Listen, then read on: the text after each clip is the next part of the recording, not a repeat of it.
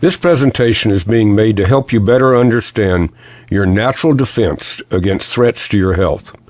So, let's talk about your immune system. Your immune system is what protects you from disease. It is our first line of defense against illness and disease, and its role is to seek out invaders which attack our bodies constantly. In order to best protect us, our immune system must be able to recognize threats, respond to those threats, and then be able to remember those threats if they attack us again. We want our immune system to be intelligent, strong, and balanced. So let's walk through the way our immune system works. And since it's common, let's use the chickenpox virus as an example. Little Johnny is a happy child, but someone at the daycare center who has chickenpox sneezes, and in a few days, little Johnny begins to break out in red bumps which change to blisters, and Johnny has chickenpox. Johnny's immune system had never seen the chickenpox virus before and didn't know what was making him feel so bad. After several days, Johnny's immune system identifies the chickenpox virus and starts producing fighters which defeat the chickenpox virus. But for several days, Johnny was really sick with chickenpox before he became well. Once the immune system has recognized and defeated an invader, it has the ability to store the identity of the invader by creating something called a memory cell. That's the reason people who had chickenpox only had it once. A memory cell is like a wanted poster. The memory cell forever carries the identity of the chickenpox virus around your body, and if the chickenpox virus ever appears again, the memory cell immediately sounds the alarm, and an immediate, overwhelming production of immune system fighters is produced, and you don't become ill. You don't even know you've been exposed because now you have immunity. Isn't that a wonderful word, immunity? Immunity, it means you have protection. But the problem with developing immunity this way is that first you had to become ill, like little Johnny, before you became well. The second way that you develop immunity is through a vaccination. Here's the way a vaccine works, again using the chickenpox virus as an example. The chickenpox virus is weakened, so it can't reproduce and cause harm. It still has the same appearance, but it can't cause disease.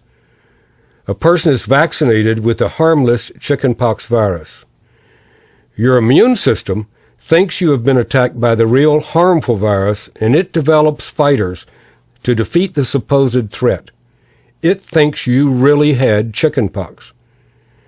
Your immune system develops memory cells so that later, if a harmful chickenpox virus enters your body, you have instant recognition and an overwhelming immune response, and you don't become ill, and you have developed again that wonderful word, immunity. That's the way a vaccine works. The problem is, however, that there are so many germs, viruses, bacteria, parasites, and fungal organisms, and there are so few vaccines.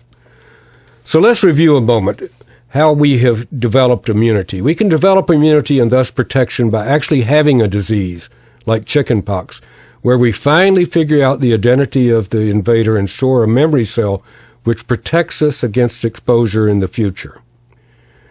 We can also receive a vaccination, which basically tricks our immune system into responding and therefore producing those memory cells which recognize a particular threat and give us protection or immunity. And until recently, these were the only two ways that could assure you of being protected against disease from invaders. Now there's a third way, and you need to know about something that has been discovered. Wouldn't it be wonderful if we had a factory where we could produce memory cells, the same type of memory cells that our immune system produces after we had an illness like chickenpox or after we receive a vaccination? Wouldn't it be wonderful if we could have machines in that factory which made memory cells which we could consume in order to educate and strengthen our immune systems? Well, we do have such a factory, multiple factories, and they are farms. And the machines in those factories are Bessie the cow and Henrietta the hen. and you need to know how we can utilize them to help protect us. Because cows and chickens come into contact with exactly the same threats that we do, the same germs, and they have exactly the same type of response to those threats that we do. They are exposed and figure out how to fight the threat, and they produce an immune response just like we do. And again, just like us, they store the memory of those threats in specific memory cells just as we do. Cows transfer their memory cells to their newborn when it nurses through a special first milk called colostrum, just as humans do.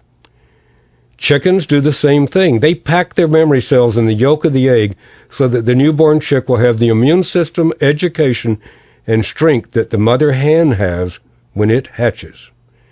Those memory cells that cows and chickens produce have the same function as the memory cells that we humans produce. They allow instant recognition of threats and immediate response to those threats. And those memory cells are called transfer factors. Memory cells are called transfer factors. Those wanted posters, those memory cells are called transfer factors.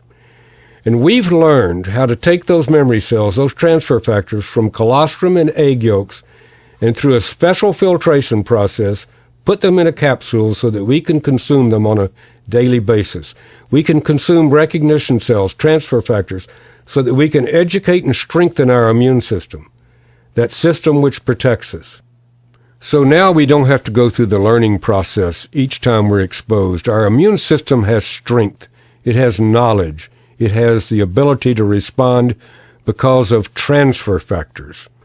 Transfer factors, those memory molecules which educate our immune system and give it the ability to respond immediately because it's able to recognize threats through those memory cells which act like wanted posters. Now, if we're exposed to a disease threat, those memory cells give us the ability to respond immediately, overwhelmingly, and we don't have to become ill like little Johnny. And we can receive the same protection as if though we'd received a vaccination by producing transfer factors. Transfer factors, those memory cells that give us the ability to respond immediately to disease threats and to have a healthy and long life.